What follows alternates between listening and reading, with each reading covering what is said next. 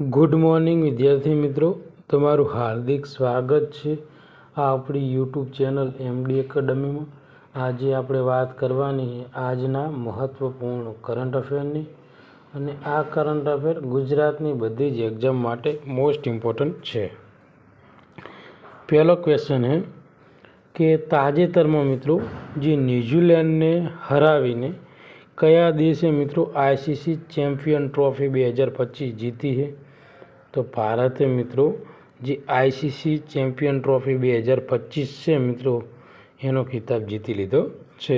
આ ક્વેશ્ચન મિત્રો રહ્યો ને એ જે બેલીફની એક્ઝામ છે ને એના માટે ઇમ્પોર્ટન્ટ છે।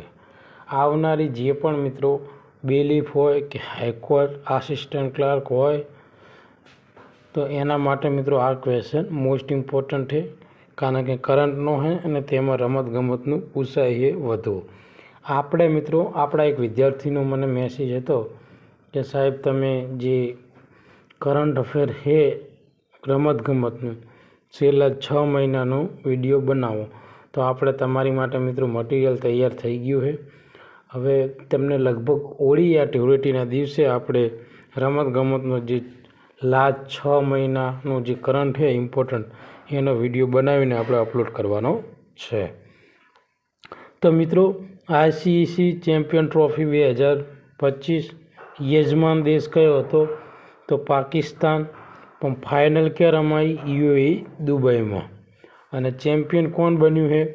તો ભારત બન્યું છે। અને આ ભારતનું કેટલામું ટાઇટલ હતું? તો 3જું ટાઇટલ હતું। રનર્સઅપ ટીમ કોણ છે? તો ન્યૂઝીલેન્ડ। ન્યૂઝીલેન્ડને હરાવીને ભારત મિત્રો ચેમ્પિયન થયું છે। ફાઇનલ ક્યારે હતી? તો 9 માર્ચ 2025ના। ન્યૂઝીલેન્ડની પહેલી બેટિંગ આવી હતી અને 251 રન આપણે કરવાના હતા, અને આપણે મિત્રો 354 રન કરી દીધા 6 વિકેટના નુકસાન ઉપર, અને 4 વિકેટથી આપણે મિત્રો આ ટુર્નામેન્ટ જીતી લીધી છે। અને પ્લેયર ઓફ ધ સિરીઝ તો સચિન રવિન્દ્ર જે ન્યૂઝીલેન્ડનો છે પણ મૂળ ભારતીય છે। મેન ઓફ ધ મેચ કોણ રહ્યું છે? તો મિત્રો રોહિત શર્મા, જેને 83 બોલમાં 76 રન કર્યા હતા। આખી જે આઈસીસી ચેમ્પિયન ટ્રોફી છે એમાં સૌથી વધુ રન કોના હતા? તો સચિન રવિન્દ્રના હતા 263। સૌથી વધુ વિકેટ લેનાર બોલર કોણ હતો? તો મેટ હેનરી, એ પણ ન્યૂઝીલેન્ડનો છે। તો સૌથી વધુ રન ધરાવતો બેટ્સમેન અને સૌથી વધુ વિકેટ ધરાવનાર બોલર બંને ન્યૂઝીલેન્ડના છે। ઓકે, આઈસીસી ચેમ્પિયન ટ્રોફી 2025ની વાત થાય। ભારત તરફથી સૌથી વધુ વિકેટ લેનાર કોણ છે? વરુણ ચક્રવર્તી। અને ચેમ્પિયન ટ્રોફીમાં સૌથી વધુ રન કરનાર ભારતીય પૂછે તો તમને શ્રેયસ અય્યર 243। તો આટલું આમાં મોસ્ટ ઇમ્પોર્ટન્ટ છે મિત્રો, એક પણ માહિતી સ્કીપ ના કરતા, કારણ કે કોઈ પણ ક્વેશ્ચન તમને પૂછી શકે। આ ઉપરાંત મિત્રો ભારત કર અત્યાર સુધી કુલ આઈસીસી જે ટુર્નામેન્ટ છે મિત્રો એની 7 ટ્રોફી છે। એમાં વન ડે વર્લ્ડ કપની 2, T20 વર્લ્ડ કપની 2 અને 3 ચેમ્પિયન ટ્રોફી, બરાબર। તો જે વન ડે વર્લ્ડ કપ છે 1983 અને 2011માં મિત્રો આપણે જીત્યો।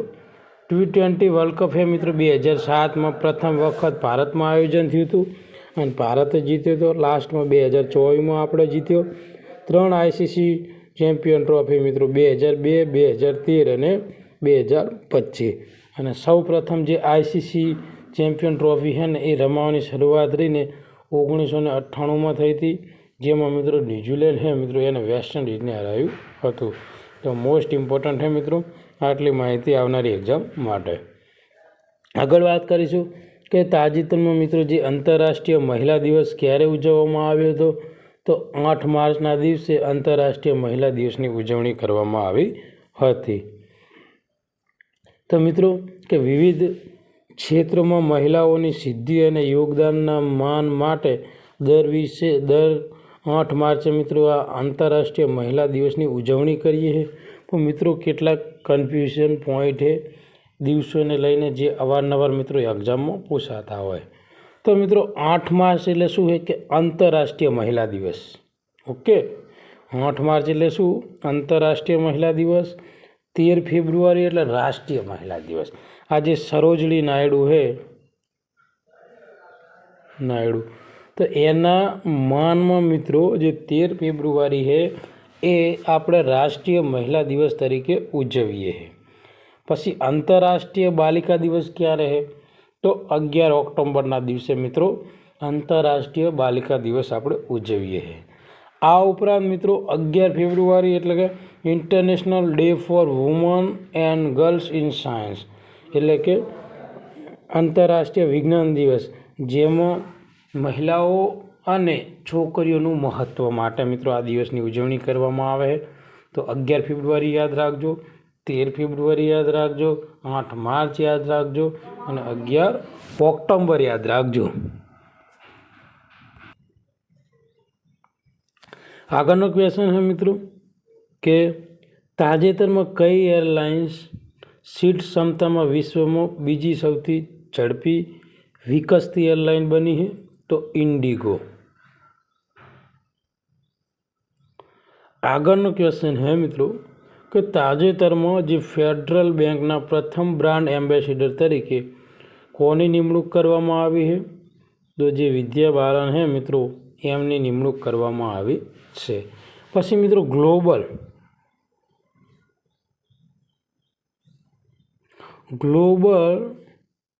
જે એમ્બેસેડર છે મિત્રો બ્રાન્ડ એમ્બેસેડર એની તરીકે કોની નિમણૂક કરવામાં આવી છે? તો પંજાબના મિત્રો સિંગર છે પેલા દિલજીત મિત્રો એમની પસંદગી કરવામાં આવી છે અથવા તો કે નિમણૂક કરવામાં આવી છે. તો મિત્રો આ જે ફેડરલ બેંક છે એના બ્રાન્ડ એમ્બેસેડર તરીકે વિદ્યા બાલનની પસંદગી કરવામાં આવી છે. યાદ રાખજો, ઇમ્પોર્ટન્ટ છે. આગળનો ક્વેશ્ચન છે કે તાજેતરમાં જે અખિલ ભારતીય મહિલા વકીલ પરિષદ ક્યાં આયોજિત કરવામાં આવી હતી? તો નવી દિલ્હી ખાતે મિત્રો આજે અખિલ ભારતીય મહિલા વકીલ પરિષદનું આયોજન કરવામાં આવ્યું હતું.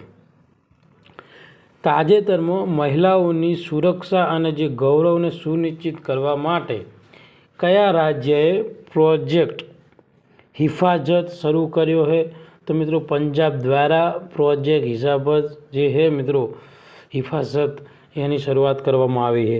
મિત્રો આ ક્વેશ્ચન આવનારી એક્ઝામ માટે મોસ્ટ ઇમ્પોર્ટન્ટ છે. કોઈ બી એક્ઝામમાં પૂછાઈ શકે છે કે આ પ્રોજેક્ટ જે હિફાજત છે એ કયા રાજ્ય સાથે સંકળાયેલું છે? તો ત્યારે તમને ખબર હોવી પડે પંજાબ.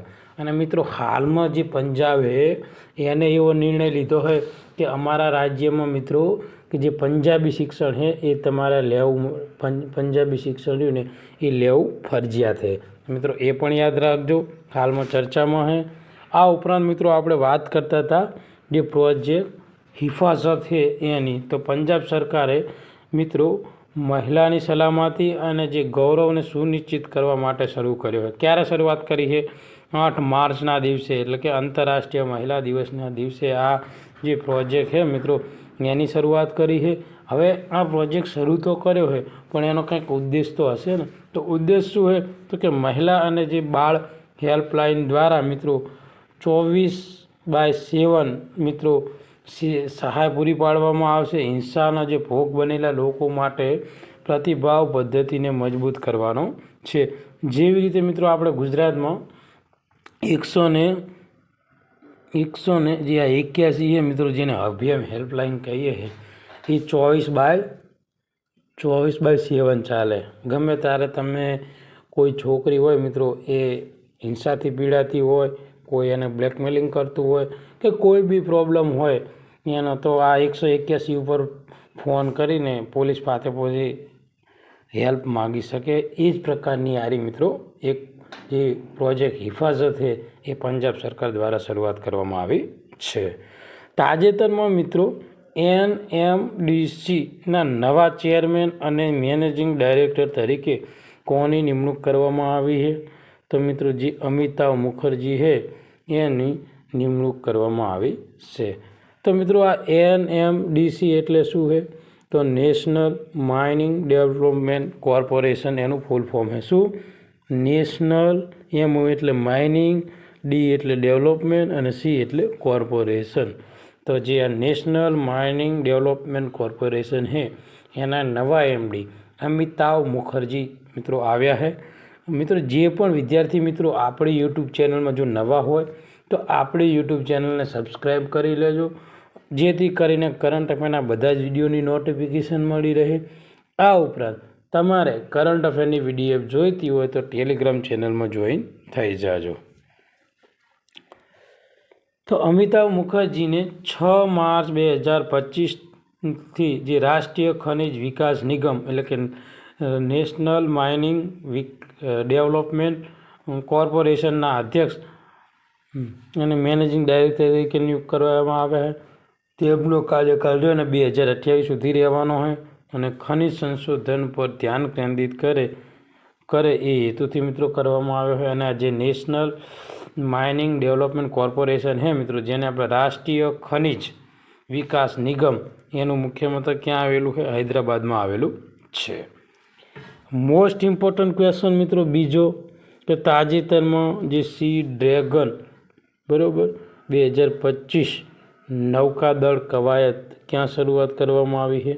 तो मित्रों गुआम किनारो है मित्रों त्या शुरुआत करवामां आवी छे। हवे आपणे तेनी डिटेल जोईशुं। तो सी ड्रेगन 2025 नौका कवायत जे पश्चिम पेसिफिक महासागर है त्या गुआमना किनारे शुरू करवामां आवी है। बहुपक्षीय सबमरीन विरोधी युद्ध कवायत भाग लेनार देशों वच्चे दरियाई सुरक्षा की कामगीरी में संकलन वधारवा माटे रचायेली है।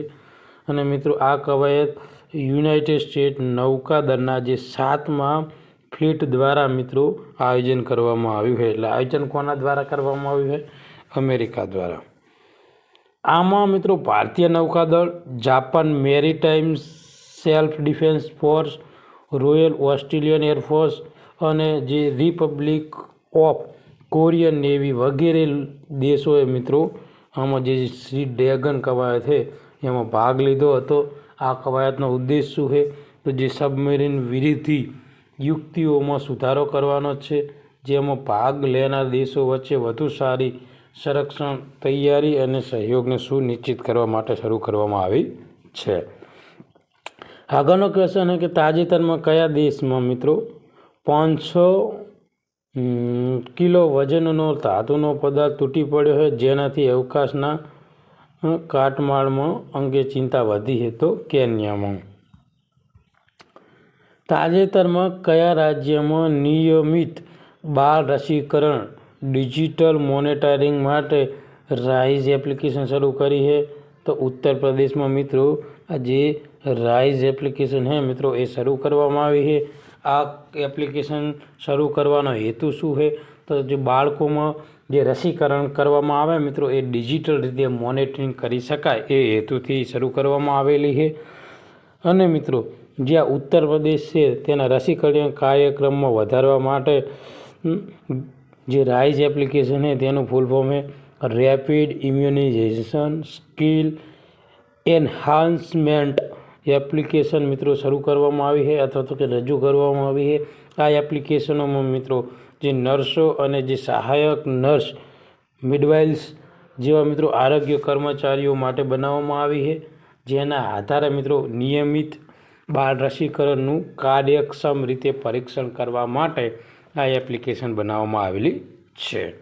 आ उपरांत मित्रों आ जे एप्लिकेशन है ए रसीकरण कवरेज में सुधारो लाववानो, रसीकरणनी सलामतीनुं परीक्षण करवानो अने आरोग्य संभाळ व्यवसायिको माटे रियल टाइम अपडेट अने जे डिजिटल तालीम आपी रसीकरणना जे खचकाट है मित्रों एमां घटाडो करवानो छे। आ एप्लिकेशन है मित्रों ए शुरुआत में भारत 181 जे मित्रों जिल्लाओं में तेनुं परीक्षण करवानुं है। क्या पण यूपी में भारत में मित्रों परीक्षण करवानुं है। एमां जे प्रथम तबक्को है मित्रों, प्रथम तबक्को एमां यूपीना 75 जिल्ला, केटला? यूपीना 75 जिल्ला। आ एप्लिकेशन लईने थोड़ा समय पछी समग्र जे भारत है मित्रों एमां मित्रों आने अमल में मूकवानी है। पण ए पहला यूपीना 75 जे जिल्ला है मित्रों त्यां आनुं अमलीकरण थवानुं छे।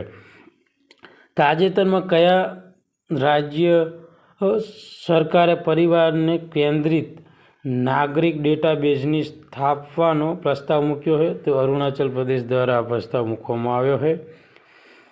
તાજેતરમાં મિત્રો બેંગલુરુ જે સિટી યુનિવર્સિટીનું નામ કોના નામ ઉપરથી રાખવામાં આવશે, તો ડૉક્ટર મનમોહન સિંહના નામ ઉપરથી નાખવામાં આવશે, જેઓ આપણા પૂર્વ વડાપ્રધાન છે મિત્રો, જેઓ 2007થી લઈને 2014 સુધી તેઓ ભારતના વડાપ્રધાન રહ્યા હતા. તો મોસ્ટ ઇમ્પોર્ટન્ટ ક્વેશ્ચન છે, તમને એક્ઝામમાં પૂછાય કે તાજેતરમાં બેંગલુરુ યુનિવર્સિટીનું નામ બદલીને શું રાખવામાં આવ્યું છે, તો ડૉક્ટર મનમોહનસિંહ યુનિવર્સિટી. ઓકે, આજના કરંટ અફેરનો લાસ્ટ ક્વેશ્ચન મિત્રો કે તાજેતરમાં ભારતે T-72 ટેન્ક માટે એન્જિન સપ્લાય કરવા માટે કયા દેશની કંપની સાથે કરાર કર્યા છે, તો રશિયા સાથે. તો આજનું આ મહત્ત્વપૂર્ણ કરંટ અફેર આપણે અહીંયા પૂરું કરીએ છીએ. તમને આ વિડીયો ગમ્યો હોય તો લાઈક કરજો અને શેર કરજો. ઓકે, કાલે મળીશું નવા કરંટ અફેર સાથે. ત્યાં સુધી તમારો દિવસ શુભ રહે.